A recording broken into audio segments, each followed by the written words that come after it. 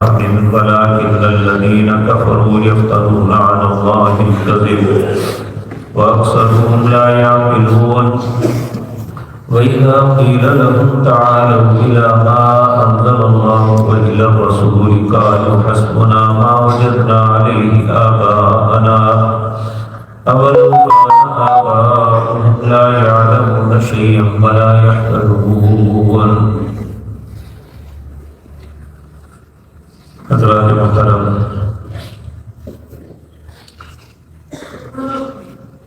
انسانی تخلیق کے پہلے دن سے لے کر قیامت تک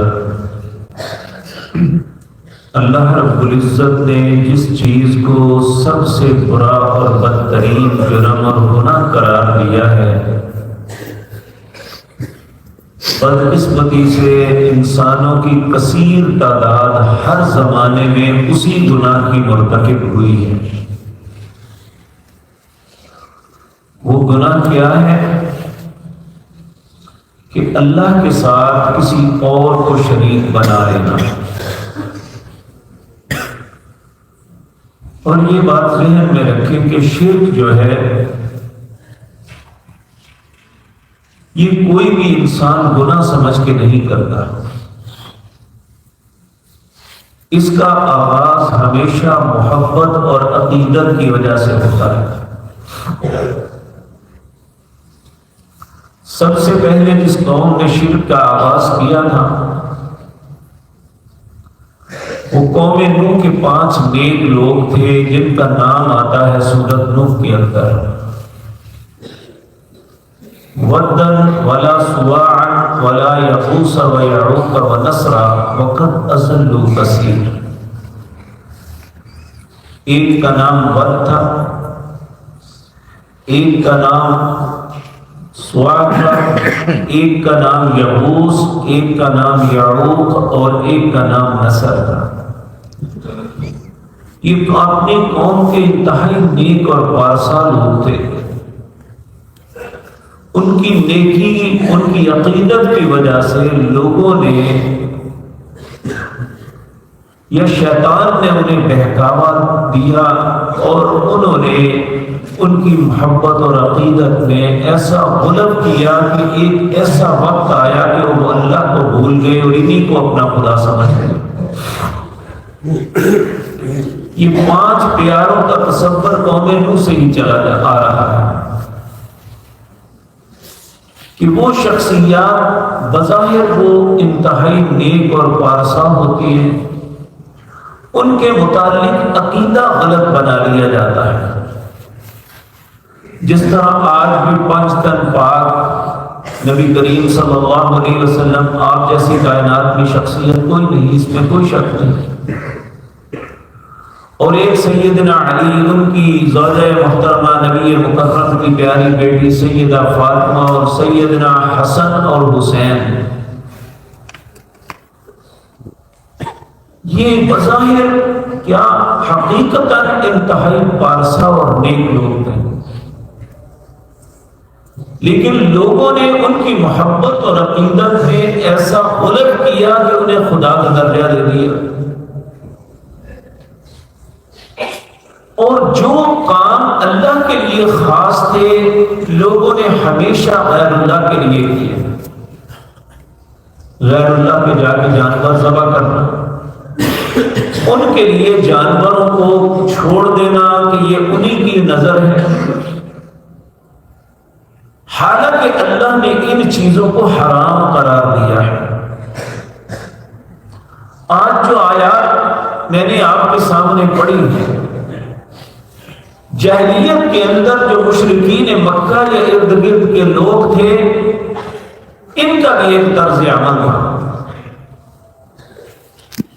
کہ یہ کرتے تو شرک تھے، غیر اللہ کے نام پہ اپنے جانور چھوڑتے تھے لیکن نام اللہ کا لیتے تھے کہ اللہ کا حکم ہے ہمیں، تو اللہ نے ان آیات میں ان کا رد کیا کہ یہ جھوٹ بول رہے ہیں اللہ پہ، اللہ نے ایسا کوئی حکم نہیں دیا۔ یہ کرتے کیا تھے؟ اللہ رب العزت فرماتے ہیں ما جعل اللہ من بحیرۃ ولا صائبۃ ولا وسیلۃ ولا حام، اللہ نے ان کے لیے بحیرہ، صائبہ، وسیلہ اور حام ان کے لیے کوئی حکم نہیں دیا تھا۔ اب یہ بحیرہ، صائبہ، وسیلہ اور حام کیا ہے؟ حضرت سعید بن مسیب رضی اللہ تعالی عنہ کہتے ہیں جاہلیت کے اندر تھا کہ بحیرہ اس اونٹنی کو کہتے ہیں جس کا دودھ غیر اللہ کے لیے وقف کر دیا جاتا، لوگ اس کے دودھ پینے کو اپنے اوپر حرام سمجھتے ہیں۔ اور آج بھی آپ دیکھیں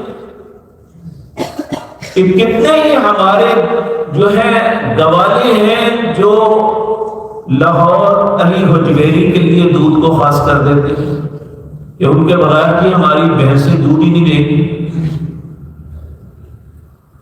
تو وہ اپنے زمانے میں اللہ رب العزت سعید بن مسیب کہتے ہیں بحیرۃ، ایسی اونٹنی اس کا دودھ اس کے لیے خاص کر دیتے اپنے بتوں کے لیے، پھر ان کا دودھ کوئی نہیں پیتا، ان کے نام پہ چڑھانے چڑھتے تھے۔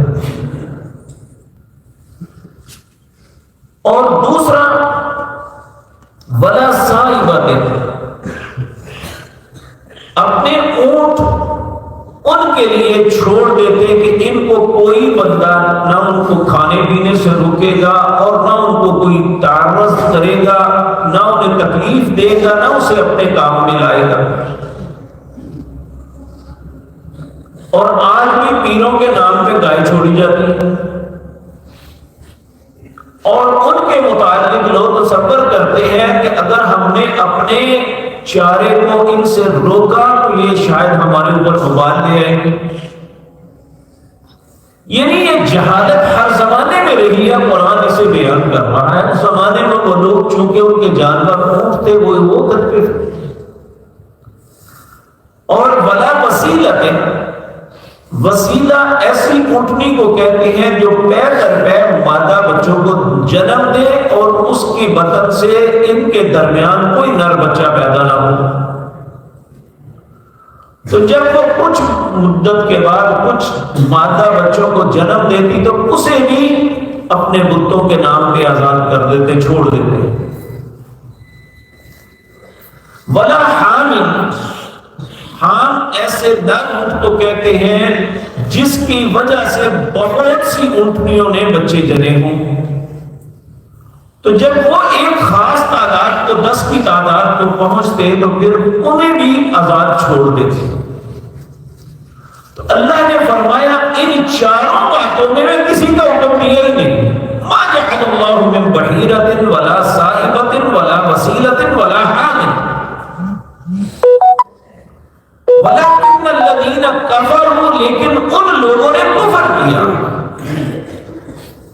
یہ جو بتوں کے نام پہ جانوروں کو چھوڑا اور اس کا یہ کہا کہ اللہ نے کہا ہے، اللہ فرماتے ہیں یفترون علی اللہ الکذب، انہوں نے اللہ پہ جھوٹ باندھا ہے۔ اللہ نے انہیں کسی بات کا حکم نہیں دیا کہ میری ذات کے علاوہ اوروں کے لیے یہ جانور چھوڑتے رہو، اور نہ ہی میں پابند کیا ہے کہ ایسا ایسا جانور جب ایسے ہو جائے تو پھر تم چھوڑ دیا کرو۔ وَلَكِنَّ الَّذِينَ كَفَرُوا يَفْتَرُونَ عَلَى اللَّهِ الْكَذِبَ، پھر اللہ فرماتے ہیں وَأَكْثَرُهُمْ لَا يَعْقِلُونَ، جو ایسا کرتے ہیں اکثر بے عقل ہے، ان کے اندر عقل نام کی چیز ہی کوئی نہیں ہے۔ اور اس کے بعد اللہ فرماتے ہیں وَإِذَا قِيلَ لَهُمْ تَعَالُوا إِلَى مَا أَنزَلَ اللَّهُ وَإِلَى الرَّسُولِ، جب انہیں کہا جاتا ہے آؤ جو اللہ نے نازل کیا ہے اس کی طرف، وَإِلَى الرَّسُولِ، اور جو اللہ نے رسول اللہ پہ نازل کیا ہے اس کی طرف آؤ، تو اس کے جواب میں کہتے ہیں قَالُوا حَسْبُنَا مَا وَجَدْنَا عَلَيْهِ آبَاءَنَا، ہمیں وہی کافی ہے جو ہمارے باپ دادا ہمیں بتا دیا۔ یعنی نہ انہیں اللہ کی پرواہ ہے نہ اس کے رسول کی صلی اللہ علیہ وسلم، اور یہی خلاصت آج بھی ہے. کسی شخص کو بدعت اور شرک سے روکو، وہ کہتے ہیں نحن وجدنا علیہ آباءنا، ہمارے باپ دادا پاگل تھے، وہ کرتے تھے. تو ہمیں اپنے باپ دادے کی بات ٹھیک ہے، حالانکہ باپ دادے کے متعلق اللہ رب العزت نے فرمایا اَوَلَوْ كَانَ آبَاؤُهُمْ لَا يَعْلَمُونَ شَيْئًا وَلَا يَهْتَدُونَ، اگر تمہارے ماں باپ کسی چیز پہ نہیں تھے یا اور ہدایت پہ نہیں تھے تو پھر بھی ان کے پیچھے چلو. ایک مقام پہ فرمایا اَوَلَوْ كَانَ آبَاؤُهُمْ لَا يَعْقِلُونَ شَيْئًا، اگر تمہارے ماں باپ کو عقل نہیں تھی تو تم بھی پاگلوں کی طرح اسی راستے پہ چلو. تو ماں باپ کا طریقہ دین نہیں ہے، مولوی پیر امام کا طریقہ دین نہیں ہے. دین وہ ہے ما انزل اللہ ورسول، جو اللہ نے اتارا اپنے رسول صلی اللہ علیہ وسلم پر، دین وہ ہے. اس وقت بھی بات یہی تھی اور آج بھی بات یہی ہے. اور آپ کسی ایسے شخص کو سمجھا کے دیکھ لیں، اس کا جواب یہی ہوگا وَإِذَا قِيلَ لَهُمْ تَعَالَوْا إِلَىٰ مَا أَنزَلَ اللَّهُ وَإِلَى الرَّسُولِ، کیا ہو اللہ اور اس کے رسول کی بات مانو؟ وہ کہیں گے قَالُوا حَسْبُنَا مَا وَجَدْنَا عَلَيْهِ آبَاءَنَا، ہمیں ہمارے حال میں چھوڑو، ہم نے اپنے باپ دادا کو جس طرح دیکھا اسی طرح کریں گے. اَوَلَوْ كَانَ آبَاؤُهُمْ لَا يَعْلَمُونَ شَيْئًا وَلَا يَهْتَدُونَ، اللہ فرماتے ہیں اگر ان کے ماں باپ نہیں جانتے کسی چیز کو اور وہ ہدایت پہ نہیں ہے تو ان کے پیچھے چلنا یہ دانائی اور عقل مندی اور دین نہیں ہے. دین وہی ہے جو اللہ رب العزت نے اپنے پیغمبروں پہ نازل کیا. اللہ ہمیں اسی دین کو اپنانے اور اس پہ عمل کی توفیق عطا فرمائے. اقول قولی ھذا واستغفر اللہ.